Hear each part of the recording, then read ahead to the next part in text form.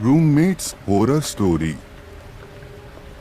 यह कहानी दो लड़कियों के बारे में है जो छुट्टियों में कॉलेज में स्टडी करने के लिए रुकती है, पर वहां उनके साथ एक भयानक वाकया पेश आता है। कॉलेज की क्रिसमस की छुट्टियों में कॉलेज में दो लड़कियां अपने हॉस्टल में अकेली रह रही थी क्योंकि बाकी सभी लड़कियां छुट्टियों के दौरान घर पर जा चुकी थी। वे दोनों लड़कियां अपने हॉस्टल में स्टडी करने वाली थी, लेकिन वे दोनों ही लैपटॉप में घंटों तक इंटरनेट चलाती रही। फिर थोड़ी देर बाद देर रात को उनमें से एक लड़की को भूख लगी और वो खाना लेने के लिए नीचे चली गई। उसने अपने दोस्त को कहा कि वह थोड़ी देर में ही वापस आ जाएगी। वह चाबी लेकर नीचे चली गई ताकि किचन का दरवाजा खोल सके।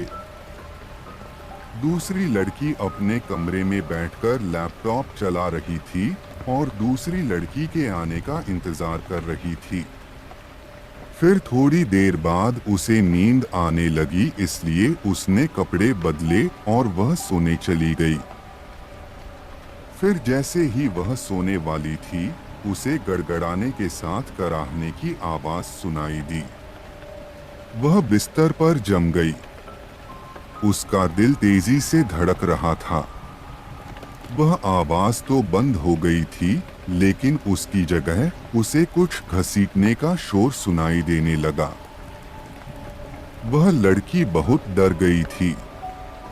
वह दरवाजा बंद नहीं कर सकती थी क्योंकि उसकी रूममेट चाबियां लेकर चली गई थी। जैसे जैसे वह आवाज उसके करीब आती गई, वह डर के मारे कांपती रही।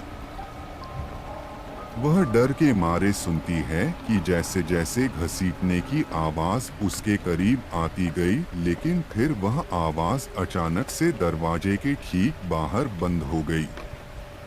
फिर किसी चीज के दरवाजे पर खरोचने की आवाज आने लगी। वह लड़की बहुत डर चुकी थी। वह अपने पलंग से उठी और कमरे की अलमारी में जा छुपी।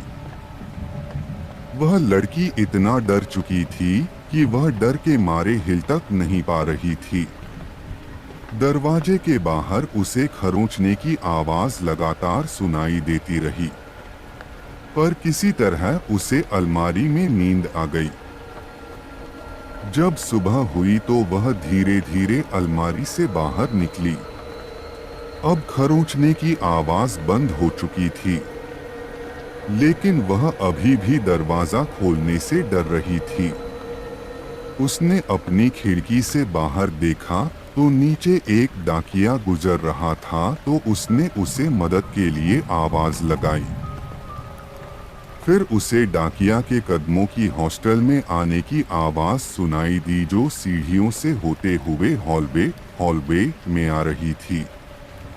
अचानक उसके कदमों की आवाज रुक गई। लड़की ने रोते हुए पूछा कि क्या सब ठीक है,